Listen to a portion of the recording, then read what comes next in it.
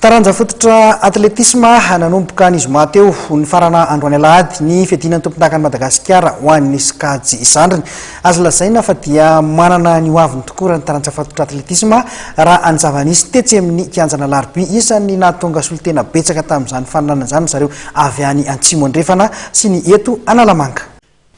Atleta miisa 1,5 avy amin'ny ekiparitra 12 sy seksiona 2 avy any Manakara sy Mahabo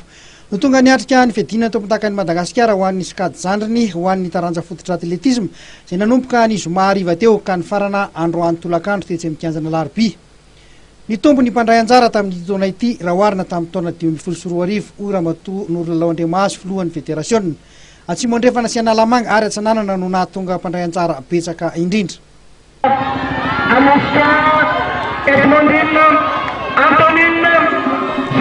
Ity arahantsika amin'ny sary ity dia ny famaranana teo amin'ny 200 metatra Skajy Jajavavy.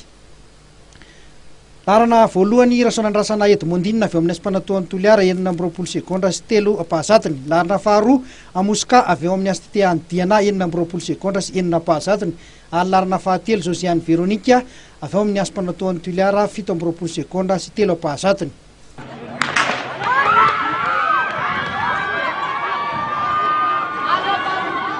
Mbola eo amin'ny 200 metatra Skajy ile zazalahy kosa indray dia nahazo ny larana voalohany Randrianarivo Joni avy eo amin'ny ADM Mantasy 12 sekondra sy 3 pahazatiny. Larana faharoa Kotoary Velotahina avy eo amin'ny 3FB 12 sekondra sy 5 pahazatiny. Larana fahatelo Randrianandraina Severin avy any Aloatra Mangoro 12 sekondra sy 4 pahazatiny.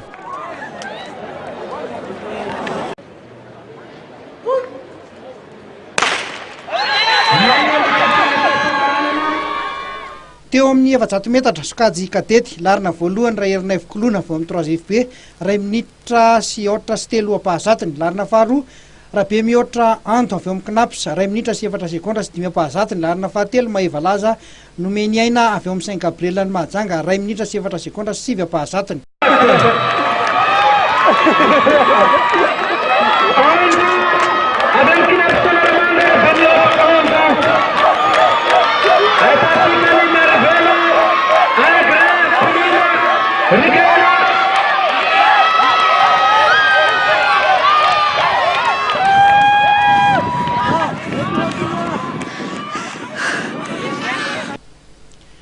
Teo amin'ny 700 metatra izay ihany fa Skajy kadety kosa indray larana voalohany Irenandro Patrice avy amin'ny Kosoro amin'ny 52 sy 20 sekondra sy 4 pahazatiny sy 7 larana faharoa kosa Inantenaina Frederika avy amin'ny 3FB 10 sekondra sy 4 pahazatiny. Ary larana fahatelo Amindraza Zesa Antsimo andrefana 10 sekondra sy 7 pahazafiny. Araka ny nambaran'ny tale teknika nasionaly Tsiry Rakotomalala dia amin'ity fandanana ity no andrafetana ny ekipa pirenena malagasy hiatrika ny lalaon'ny CJSOI.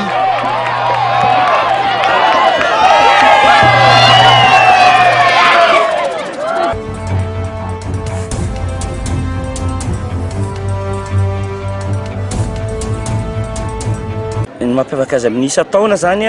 maro be mpandray anjara. Raha tsy tena hoe tany amin'ny course de vitesse 100 mètres nisy fotoana zay teto 4 séries le course zany hoe be dia be ny nandray anjara. Hiatrika ny lalaon'ny CJSOI isitsika afaka ray volana eo ohatrany ahoana zany nijerena ny solitena gasy ao anatin'ny taranja fototra atletisme. Ny ankizy tompon-daka amin'ny épreuve atao amin'ny CJSOI ohatra hoe 100 mètres zao misy amin'ny CJSOI zafady dia maka ankizy roa zay na telo présélectionné aloha dia mandritra ny stage zany ny hijerena ny tehina le ankizy voalohany indrindra ny taona izay eto dia mitodika amin'ny fanjakana satria lafolafo le manao an'le contrôle an'le ala taona any amin'ny Ashira mandeha zany contrôle na taona karaha sanatry engany ka tsisy sanatry misy tratra zany dia miala dia miakatra moramora ny avao afara ohatray ny anaovana izy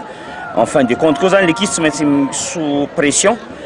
hoe mba misy mifaninana aminy mba ho matomatotra koa fanomanany an'le CJSOI fa tsy hoe olona ray dia tonga dia izy afaka mimpose zany le izy hoe bon afaka tsy dia manao tsara ohatra. Amin'ny ankapobeny resaka an'le resaka taona ianao raha ho an'le fiadinan'ny tompondakan'i Madagasikara Skajy Zandriny nanahoana zay tamin'ity taona ity? Misy stratégie napetraka zany tamin'ity tato amin'ny direction technique mahakasika an'izay ka tsy de tsara resaka androany satria mbola compétition rapisy manjary fantatry le zay mieritreritra sagnatria egnanika tsisy anao ratsy fa misy stratégie efa mipetraka ity ijerenan'le izy e de tsy teneniko zany le izy satria manjary hain'le olona mieritreritra anao ratsy raha voalazainy amiloha le tetikady.